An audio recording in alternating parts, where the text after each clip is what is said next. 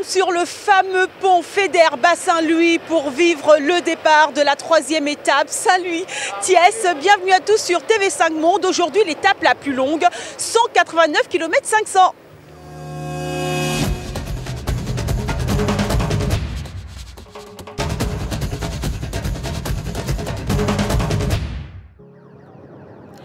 Ville-étape de la 3e journée, Saint-Louis, ancienne capitale du Sénégal et de la Mauritanie. Si les Saint-Louisiens s'affairent ce matin, les coureurs aussi. Certains sont déjà prêts pour en découdre et attendent. D'autres affûtent leurs dernières armes devant de jeunes curieux.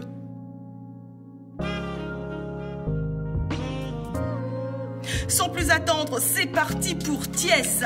Dans les jambes, il faudra tenir 189 km 500, s'économiser, être stratégique et aller jusqu'au bout. Et pourquoi pas, pour les Allemands, tenter de contrer la domination algérienne depuis le début du tour. Mais l'étape est longue, il faut s'économiser. Le peloton reste donc toujours groupé. Même si quelquefois certains tentent des accélérations et scindent le peloton en plusieurs parties, rien n'y fait, il finit toujours par se regrouper. Jusqu'à l'accélération de l'Allemand de l'équipe Endurance the World, Rolls, qui remporte le premier sprint intermédiaire à Kébémer. 8e au général à 1 minute du leader, pour lui ça semble plutôt bon pour déloger le Sénégalais Bécaye Traoré. À l'entrée de Thiès, l'Allemand est rejoint, mais 2 Algériens partent, le maillot jaune et Abderrahmane Hamza, qui remporte cette 3e étape. Derrière, belle 3e place pour l'Allemand Gabriel Ossira. Au général, l'Algérie est vraiment trop forte. Les 4 premiers sont des Fennecs avec 57 secondes d'avance pour le leader Ben Youssef. Belle 4e place pour Dominic Rolls qui éjecte du général le Sénégalais Bécaye Traoré.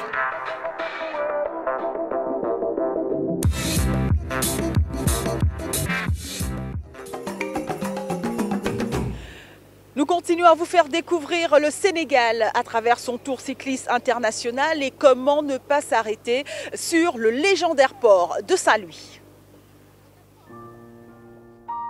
Si la ville de Saint-Louis est répertoriée sur la liste du patrimoine par l'UNESCO, ce n'est pas un hasard.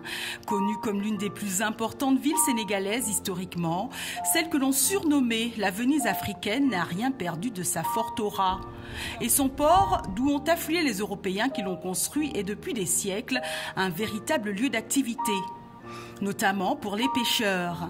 Leur quartier se situe donc ici, à Gendar, où la pêche est une tradition qui se transmet de génération en génération. Ici, chaque année, transitent près de 30 000 tonnes de poissons.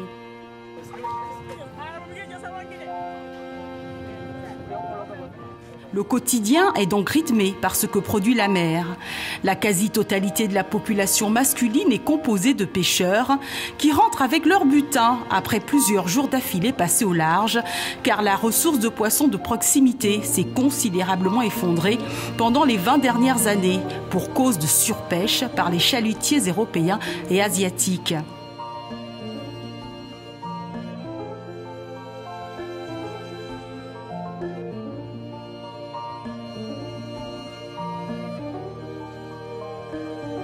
Mais à Saint-Louis, on continue à être fier de faire partie de cette catégorie d'hommes qui travaillent à la sueur de son front et savourent les résultats obtenus.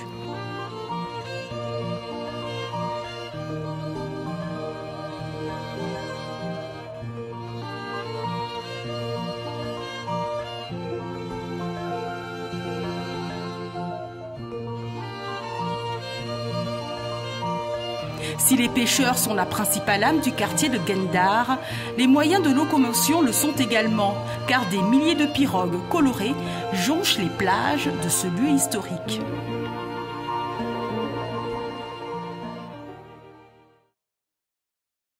Le Tour cycliste international du Sénégal continue bien évidemment sur tv5monde.com, mais également sur les réseaux sociaux. À demain, salut.